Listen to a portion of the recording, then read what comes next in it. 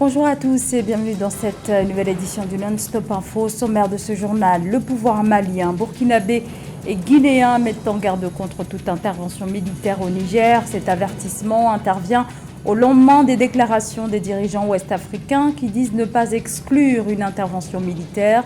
Ceci exige notamment la libération du président Mohamed Bazoum et le retour à l'ordre constitutionnel.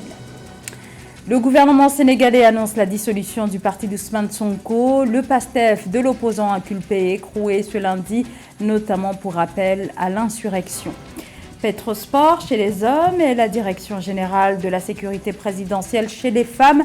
Les deux équipes ont remporté le championnat national senior de handball au Congo-Brazzaville.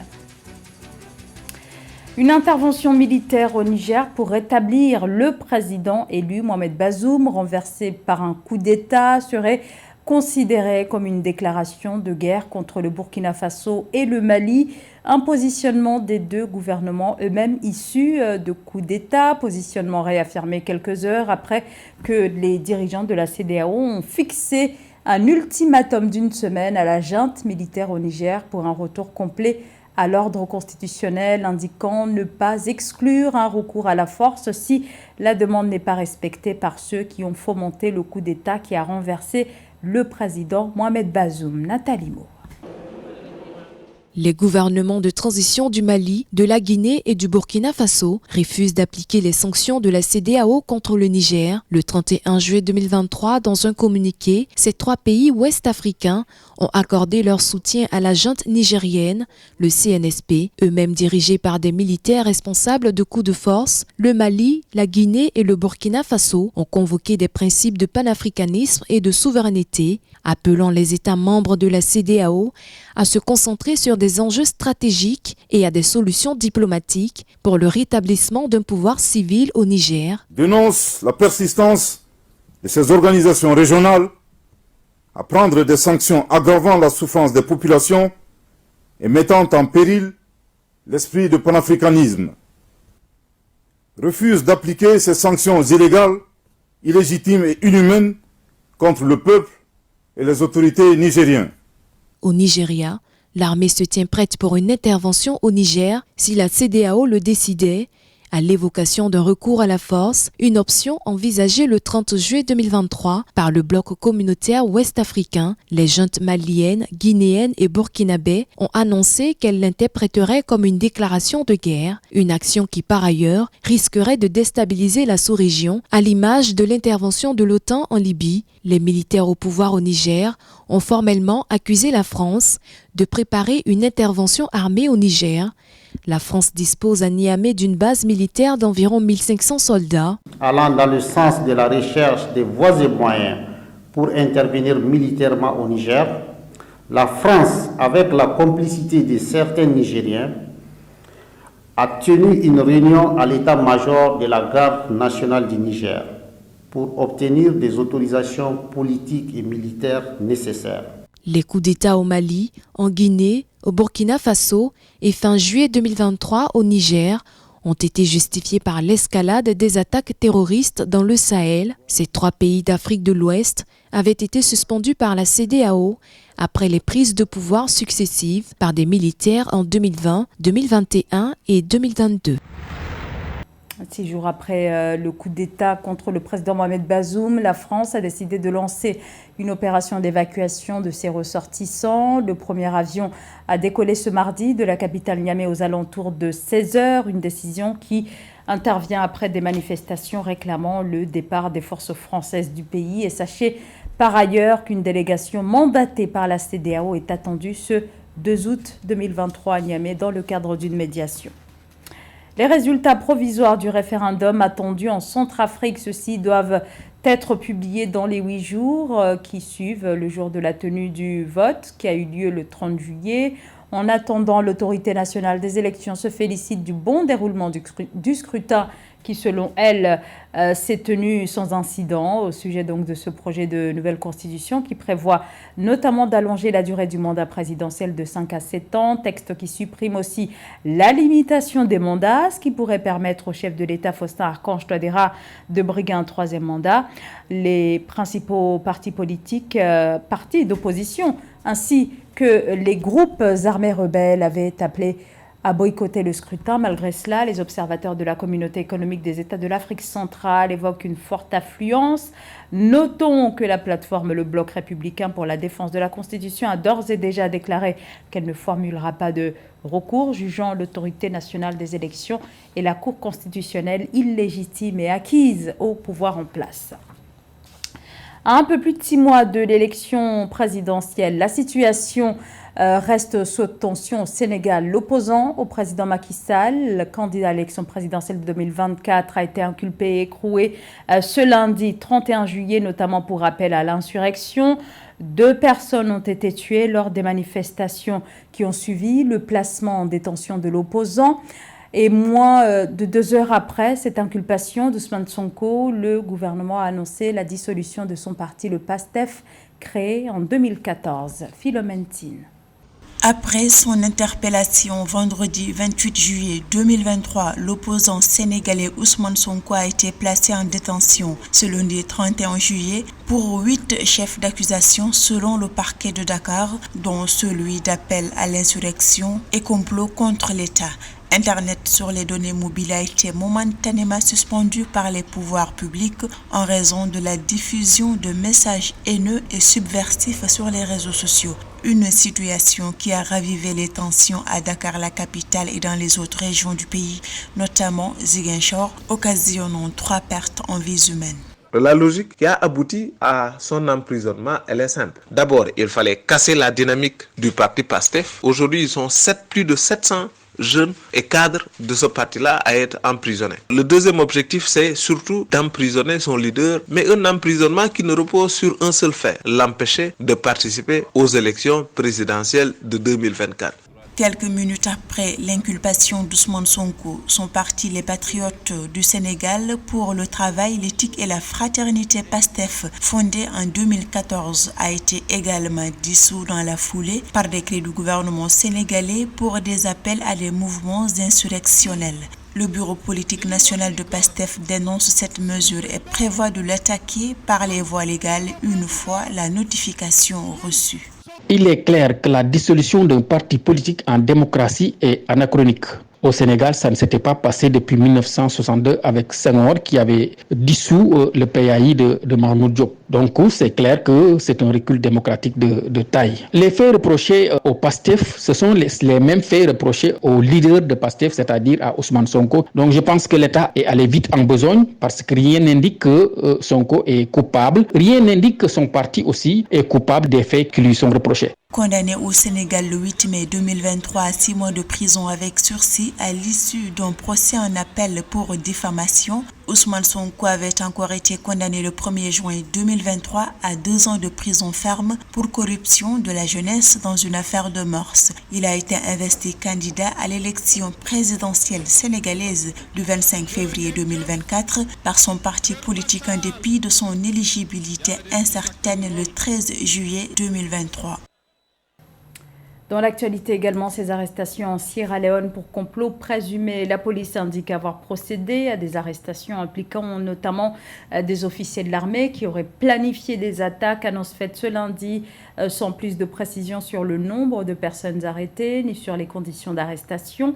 La police précise toutefois que les suspects prévoyaient d'utiliser les manifestations prévues la semaine prochaine, je cite, comme prétexte pour déclencher des attaques violentes contre les institutions de l'État et les citoyens pacifiques dans ce pays où les tensions politiques restent palpables, surtout depuis les élections générales du 24 juin dernier, ayant abouti à la réélection contestée du président Julius Maada Bio. La conférence sur l'émergence du leadership féminin, cette 4e édition, a refermé ses portes le 29 juillet dernier à Abidjan, en Côte d'Ivoire. L'autonomisation des femmes était la question au cœur de cette rencontre. mais aussi les difficultés liées à l'accès au financement, une problématique majeure qui rend souvent impossible le développement de l'entrepreneuriat féminin. Marcel Kwasi-Amoa. La participation active des femmes dans les sociétés africaines prend une proportion importante depuis ces 20 dernières années. En Côte d'Ivoire, les femmes représentent près de 38,2% de la population active, soit plus d'un quart des 8,985 millions de personnes en âge de travailler selon les chiffres officiels. L'initiative Emerging Women Leaders Conference, axée sur l'entrepreneuriat féminin, entend relever ces chiffres. Les enjeux d'une conférence telle que l'Emerging Women Leaders sont très élevés. D'abord, on veut aider la femme à avoir confiance en elle. Tout ce qui est développement personnel et disposition des soft skills est vraiment très important parce que quand on pense à un leader, on pense aussi à son charisme, à la prise de parole en public, à la confiance en soi. Et donc, ce sont des skills qu'on n'apprend pas forcément à l'école et qu'on développe au fil des expériences. Pour nous, c'est pas juste l'égalité des genres, mais c'est pousser les femmes au devant dans toutes les sphères. On veut qu'elles excellent au fait. C'est ça les enjeux pour nous. Plateforme de création d'opportunités de collaboration et de financement pour les femmes. Plus de 2000 femmes ont bénéficié de ce programme depuis sa création en 2020. La femme africaine, elle est une leader née en qui on a étouffé un certain nombre de choses. On a juste rehaussé son leadership dans le domaine social et du management de la maison. Non. Si elle est leader à ce niveau, elle peut être aussi une leader au niveau des communautés, elle peut être une leader en politique. Donc, il faut permettre à ce leadership de la femme d'éclore. À noter que les femmes africaines sont très largement impliquées dans la vie économique du continent, avec un taux de participation au marché du travail s'élevant à 55%, soit un niveau supérieur à celui observé dans les pays les plus avancés, 53%, et à la moyenne mondiale, 48% selon les données de l'Agence française de développement. Du sport direction le Congo, où Petrosport a remporté la 52e édition du championnat national senior de handball. La compétition a pris fin le 30 juillet dernier dans la capitale Brazzaville. Et chez les femmes, c'est l'équipe de la Direction générale de la sécurité présidentielle qui s'est imposée face à l'AS Auto au terme d'un match très disputé qui, au final, a permis à la DGSP de garder son titre. Retour sur la finale dans ce reportage de Deva Panzou. Le club de handball Petrosport trône au sommet du handball masculin congolais. Ce dimanche 30 juillet, le nouveau champion du Congo n'a fait qu'une bouchée de son adversaire, l'équipe de Caïman, en l'emportant par 38-22 lors de la 52e finale du championnat national senior de handball. Nous sommes arrivés à ce résultat par rapport au travail bien fait et respecté dans la discipline. Tous les adversaires étaient de taille. On ne peut pas négliger un seul adversaire. On avait pratiquement le même niveau, mais ce qui a fait la différence, c'est peut-être le travail technique et tactique et la condition physique. Petrosport, qui a décroché son ticket pour disputer le championnat d'Afrique des clubs champions, ne sera pas seul représentant de la République du Congo, car les dames de la DGSP, tenantes du titre, ont facilement dominé celle de l'AS Auto par 30-19 pour décrocher cet énième sacre de championne nationale dans un remake de la finale de l'an dernier. Le temps de la célébration sera court à cause du championnat d'Afrique des clubs champions de handball prévu du 26 septembre au 7 octobre 2023. La Coupe d'Afrique, c'est dans 2 mois. Nous allons donner une semaine de repos aux enfants et puis nous allons reprendre. Je pense que nous allons faire une bonne figure. Ça fait plus de, je ne sais pas combien d'années que les garçons ne sortent plus. Ça serait une grande première et nous aurons l'obligation de faire une bonne figure à la Coupe d'Afrique pour que les portes s'ouvrent pour la dernière fois. Cette fois-ci, comme ça se joue sur place, je pense que l'État va nous sortir les moyens pour que nous participions. Au terme du 52e championnat national senior hommes et dames de handball, les joueurs Aroka de Petrosport et Zubabela de la Direction générale de la sécurité présidentielle ont été désignés meilleurs joueurs du tournoi. Il est le premier pilote né sur le continent africain inscrit à la Fédération internationale de l'automobile. Il s'agit du Camerounais Christian Ebong qui, au volant de bolide, parcourt depuis une décennie les circuits du monde entier. Son portrait par José Douglas. Christian Ebong a quitté le Cameroun en 1997 pour venir en France. Faute d'infrastructures, afin d'exercer sa passion de pilote automobile, il a été détecté grâce à un programme intitulé Talent des cités. Mécanicien spécialisé, et c'est après avoir remplacé un pilote que sa popularité s'est étoffée en montant sur le podium et en enchaînant les bons résultats, et devient même vice-champion régional de rallycross en 2001 et puis champion en 2002. Dans le commerce que ma mère avait sur la place de Yomabo au Cameroun, j'observais les voitures passer. Je lui avais dit un jour, je voudrais être pilote. Et donc, je suis arrivé en France en 97 et en 2001, j'ai eu l'opportunité de faire un concours sur 200 jeunes et il fallait en recruter 15, puis parmi les 15, 4 pilotes.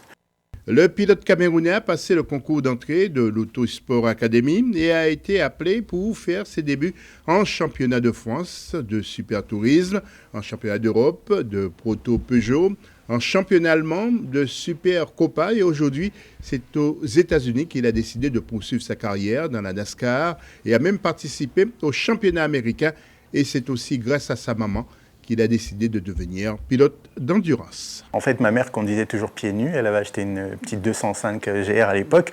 Et on avait des coulées de boue où on habitait. Et il y avait qu'elle qui arrivait à monter. Elle m'impressionnait parce qu'elle arrivait à faire patiner les roues, monter. Et moi, pour m'emmener à l'école, je précise. Donc moi, j'étais hyper impressionné, quoi. Christian Ebong a testé tous les véhicules et il y a un prototype qui l'a marqué particulièrement. Et n'hésite pas d'en parler et évoque ses projets à long et à court terme en restant passionné de son sport et de la musique, comme un certain Yannick Noah. Je suis un porchiste dans l'âme. Pour ceux qui me suivent sur les réseaux sociaux, notamment Instagram, je les saoule parce que je mets en ce moment beaucoup de musique des années 80, du R&B et autres. Moi, un de mes objectifs, effectivement, c'est Le Mans. Mon actualité fait que depuis 2017, je me suis expatrié aux États-Unis pour concourir en NASCAR, en championnat américain, parce qu'en France, je n'avais pas de débouché. Christian Ebong, né à Oyobang, un quartier dans la périphérie de Yaoundé, au Cameroun, il ne veut pas que l'on parle de son âge. Il est sollicité aussi pour des jeux vidéo. Il prend exemple sur Fernando Alonso et ne cache pas sa passion pour la F1 qu'il a voulu pratiquer, comme Lewis Hamilton. Fin de ce journal. Merci de votre fidélité. L'information continue sur Africa 24.